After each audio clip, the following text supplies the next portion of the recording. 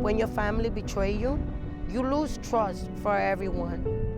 I got taken away from my mom. What it led to was me moving from foster home to foster home to group home to group home. I never really got comfortable in no foster home. Like, I didn't want to unpack my bag and put my stuff up. Like, I knew we was not going to stay there for long. That was my norm, my life right there. I living out of a bag because I didn't want to settle into that foster home.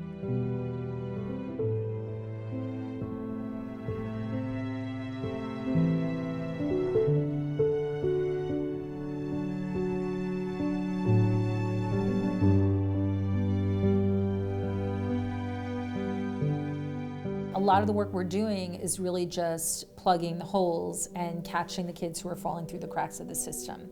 When cases are brought in court and the judge feels like this child is falling through the cracks or certain tasks aren't being addressed, a judge then makes a decision to assign a CASA. In the child welfare system, we have a lot of turnover, and it is often the CASA volunteer who is the most consistent person in that child's life.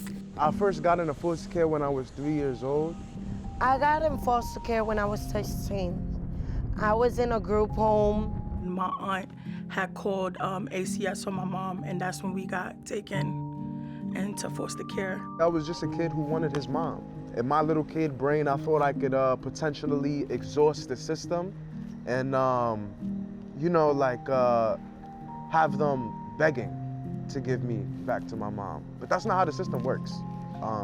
There's always somewhere worse they could put you. And that's where I went. I never would have thought that I would be being moved around so much. The workers at foster care, they were doing their job. And they weren't really like trying to communicate and get to know me. A lot of times when people go into foster care and they find out that you're getting a check for kids, I feel like the relationship changed, or whatever.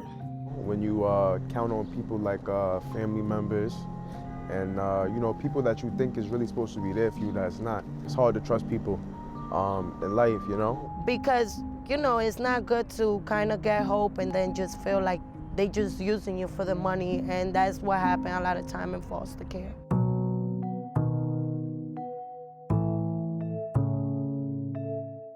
CASA advocates are unicorns. They have to become familiar with all the same systems that are a part of our clients' lives. You can't have this job and be distant. It just can't be another job to you. You have to really be involved. There are going to be times where people don't necessarily want to work with you in terms of caseworkers, and sometimes even the family they're trying to help. It doesn't matter where they're coming from. You just have to be empathetic and understanding. And just when you think that you know everything you need to know, there's always something new. Something pops up that you could not anticipate, you could not study for, you could not prepare for.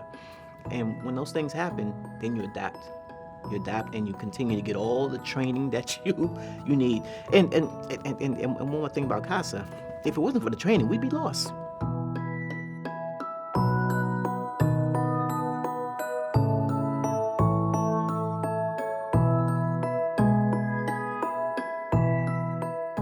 Doing much deeper work, and we're spending much more time. We're making sure that kids have those one-on-one advocates, but we can't do that depth of work if we don't have the advocates that we need to do the work. I look at the wait list every day.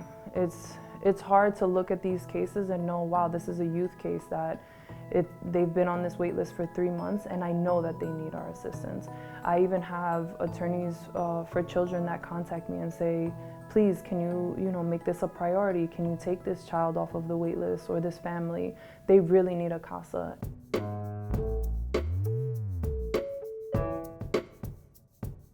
We are in a really interesting position. We have a good problem in that we have so many New Yorkers stepping up wanting to serve. We now have a really long wait list.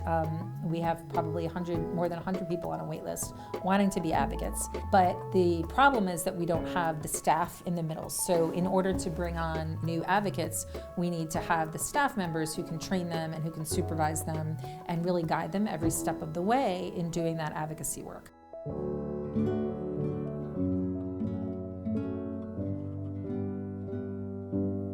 When I had my CASA out, she would call me every day or text me every day to let me know what's going on. She always asked me, what did I need, what did I want?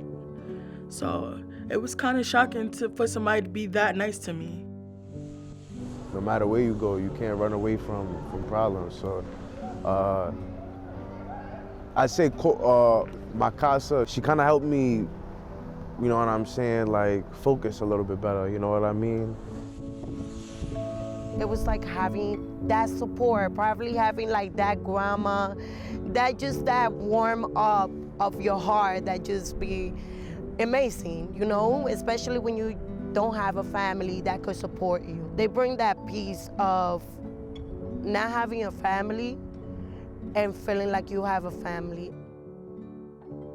I'm going to ask you each to raise your right hand as you now commit your loyalty to the office of the New York City Court-Appointed Special Advocates.